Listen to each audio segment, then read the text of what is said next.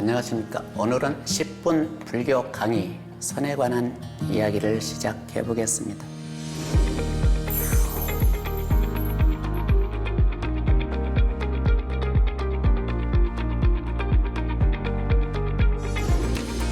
이전에 달마대사에 대한 이야기, 그 다음에 해능에 관한 이야기, 마조에 대한 이야기, 조주에 관한 이야기를 이어서 그 5번째 강의로서 오늘은 임재의연선사와 관련한 몇 가지 공부를 해보겠습니다. 임재의연선사는 대단히 독특한 캐릭터이기도 합니다. 그 임재의 설법을 제자 삼성혜연이 모아서 기록한 책이 임재어록이라는 책이 현재 전해져 옵니다만은 그 임재어록에 보면은 임재가 어떤 인물이었는가 하는 점을 제대로 살펴볼 수가 있을 겁니다.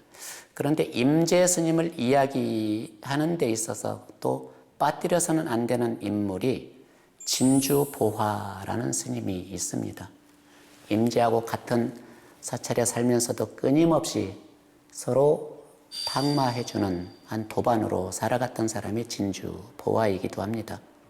그 진주보화는 우리가 평소에 많이 들었던 이야기 가운데 자기 관을 메고 다니면서 나는 동쪽문에서 죽겠다.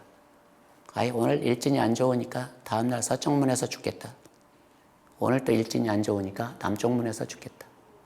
오늘 또 일진이 안 좋으니까 북쪽문에서 죽겠다. 그래서 북쪽문 4번을 미루었을 때 아무도 신뢰하지 않고 나오지 않았을 때 혼자 관 속에 들어가서 하늘로 올라가 버렸다.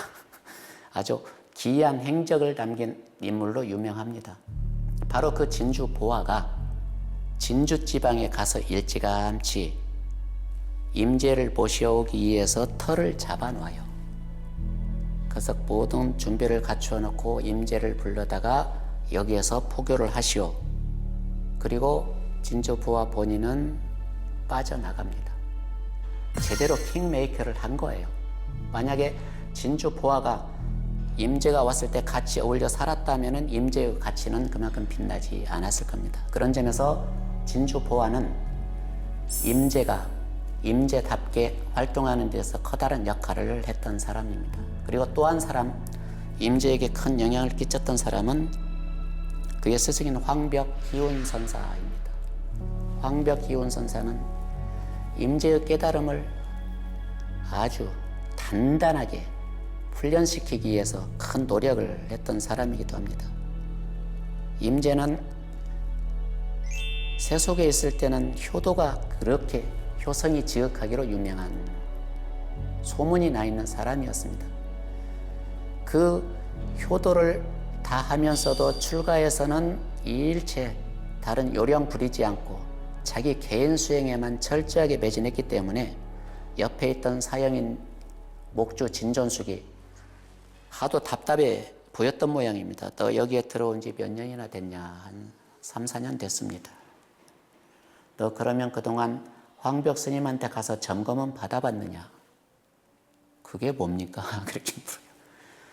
네가 3, 4년간 수행을 했으면 그대의 수행 경지가 어떤 경지에 올랐는지 스승한테 점검을 받아봐야 한다. 마치 우리가 시험 보는 것과 마찬가지. 임재가 아 그렇습니까? 그러면 가서 뭐라고 말해야 됩니까? 이렇게 물어봐요. 방에 들어가서 불교의 궁극적인 뜻이 무엇입니까? 이렇게 물어봐라. 임재는 요령 피울 줄을 몰랐기 때문에 시키는 대로 스승을 찾아가서 그것도 밤에 불교의 궁극적인 뜻이 무엇입니까? 물어보자마자 몽둥이로 얻어맞아요. 그래 쫓겨 나오죠. 목주가 다시 물어요. 또 어제 저녁에 스승 방에 들어가서 어땠느니? 말도 마십시오. 말을 끝내자마자 얻어맞기만 했습니다.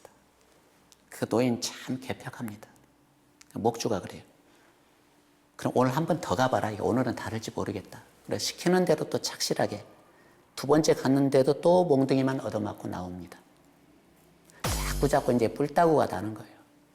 그래 목주가 예로부터 삼시세판이라고 하니까 또 한 번 더 가봐라. 또 목주 말을 듣고 임재가 3번째 들어갔는데 또 몽둥이질 얻어맞고 나옵니다. 그래서 화가 머리 끝까지 나가지고 이러한 개벽한 스님 밑에서 수행 못하겠습니다. 다른 데로 떠난다고 하니까 황벽이 소개장을 써주고 어디로 찾아가라. 그래서 그 소개장을 들고 고안 대오한테 가서 여차에 짜서 깨달음을 얻고 다시 옛 스승을 찾아옵니다. 임재가 황벽을 찾아왔을 때 황벽은 그러면 그렇지.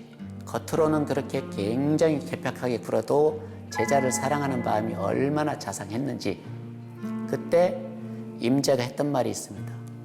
황벽의 불법은 무다자라. 내가 깨닫기 전에는 어떤 거시기가 있어서 그렇게 어려운 걸로 생각을 했는데 내가 직접 깨달음을 얻어보니까 이토록 간단 명료할 줄은 몰랐다. 그로부터 황벽한테 인가를 받아서 이후 임재는 진주 지방에 가서 임재원이라는 사찰을 짓고 입적할 때까지 큰 법을 펼치게 됩니다. 그 임재 사상을 기록한 것이 임재어록이고 임재로부터 오늘날까지 유래한 선풍을 임재종이라고 합니다. 그 임재종이 현재 대한불교 조계종의 법맥의 근원이기도 합니다. 그 임재로부터 세어서 19번째 조사가 태고보우 조사이고요. 태고보우로부터 오늘날 조선시대를 거쳐서 내려오는 법맥이 대한불교 조계종의 법맥입니다. 그런데 임재어록을 읽어볼 때 꼭 놓쳐서는 안 되는 한 가지 점이 있습니다. 그것은 뭐냐면 임재가 그렇게 설법을 잘 했음에도 불구하고 임재어록 속에 위산과 앙산이라고 하는 두 어른이 등장합니다. 즉, 그 당시에 위산과 앙산은 이미 임재보다 이전에 출세했던 인물들입니다.